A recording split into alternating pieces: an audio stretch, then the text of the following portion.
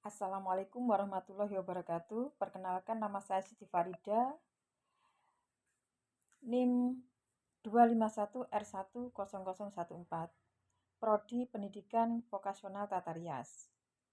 Dengan mata kuliah kesetaraan gender dengan konsep disabilitas dan dengan dosen pengampu Ibu Partiwi Adi, SPD MPD. Pada kesempatan kali ini saya akan menjawab tantangan yang dihadapi disabilitas. Tantangan yang kita hadapi di lapangan sebagai difabel adalah susahnya mengakses layanan publik atau sarana prasarana dan juga perlakuan khusus yang disediakan oleh penyelenggara layanan pemerintah ataupun di swasta untuk menjamin kesamaan hak dan kesempatan bagi penyandang difabel dengan tujuan menciptakan lingkungan yang inklusif yang memungkinkan difabel bisa berpartisipasi penuh tanpa hambatan. Aksesibilitas penyandang difabel adalah kemudahan yang disediakan fisik maupun non-fisik untuk menjamin kesamaan kesempatan, mobilitas mandiri, dan juga kemandirian bagi penyandang disabilitas tersebut. Hal ini mencakup ketersediaan RAM atau didampingi dengan handrail, dikasih handrail, pegangan tangan, lift atau toilet khusus untuk difabel, guiding block buat kebutuhan teman-teman netra, dan juga running text untuk teman-teman tuli, parkir khusus disabilitas di gedung-gedung transportasi umum, serta informasi digital yang ramah disabilitas. Berikut adalah poin-poin utama aksesibilitas penyandang difabel. Contohnya fasilitas fisik utama. Yang dibutuhkan adalah RAM dan handrail atau pegangan tangan atau pendamping di bidang miring untuk pengguna kursi roda dan juga untuk disabilitas fisik untuk didampingi pegangan tangan. Guiding block kebutuhan untuk teman-teman netra atau jalur pemandu, ubin tekstur untuk tunanetra. Lift atau toilet khusus, akses vertikal dan sanitasi ramah disabilitas. Parkir khusus difabel, area parkir untuk penyandang disabilitas daksa yang pengguna kursi roda ataupun pengguna sepeda motor roda 3. Yang dibutuhkan adalah area parkir khusus yang terdekat dengan akses gedung atau pintu masuk di akses gedung. Yang berikutnya yaitu aksesibilitas lingkungan dan pelayanan.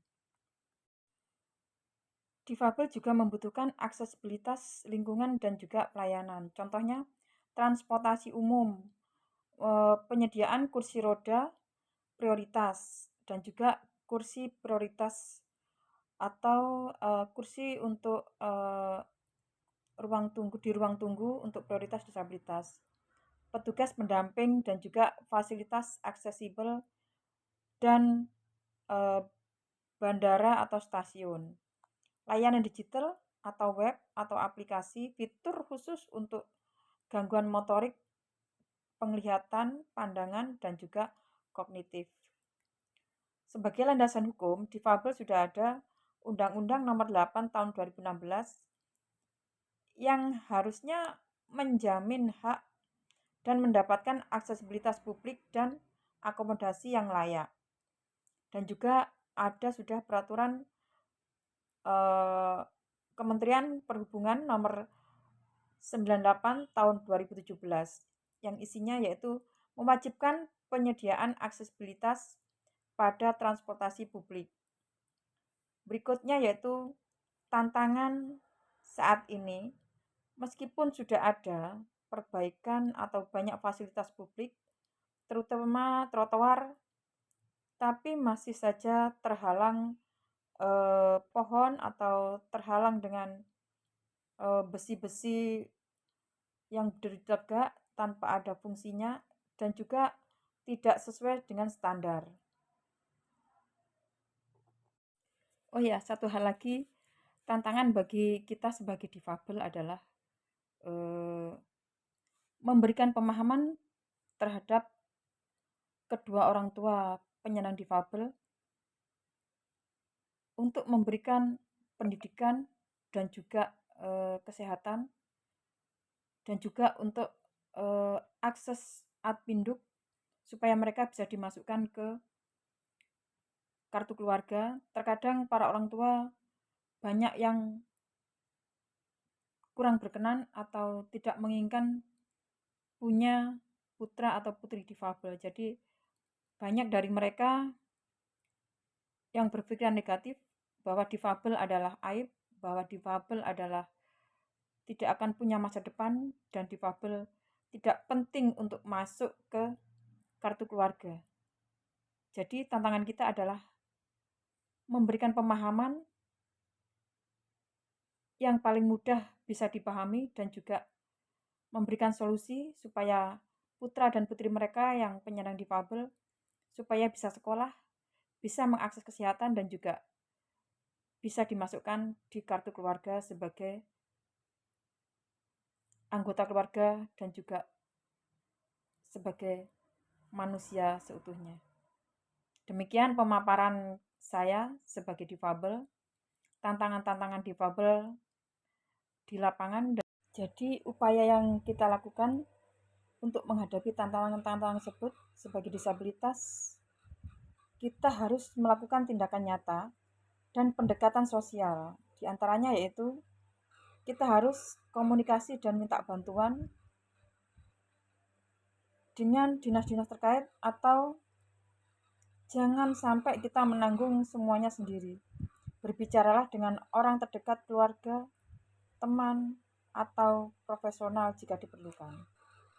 Cari lingkungan yang positif. Jadi, kita harus bergaul dengan orang-orang yang memberikan dukungan dan motivasi terhadap kita, bukan orang yang menambah stres atau menambah jatuhnya kekuatan mental kita. Selanjutnya, kita tingkatkan kompetensi diri atau skill.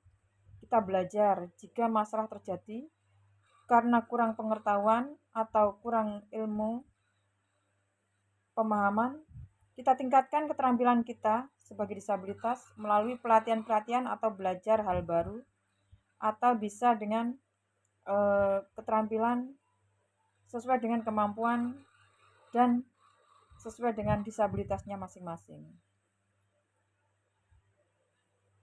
Berikutnya kita bisa mengatur manajemen waktu. Atur waktu dengan lebih baik untuk menyelesaikan tugas atau masalah satu persatu. Kita juga bisa melalui pendekatan spiritual. Yang dimaksud adalah kita harus berserah diri dan berdoa setelah berusaha maksimal, berserah diri kepada Tuhan, memberikan ketenangan jiwa dan kekuatan untuk menghadapi kesulitan. Berikutnya, meningkatkan takwa, pendekatan spiritual seperti beribadah dan memperbanyak zikir. Begitulah pemaparan saya dan mudah-mudahan bisa bermanfaat.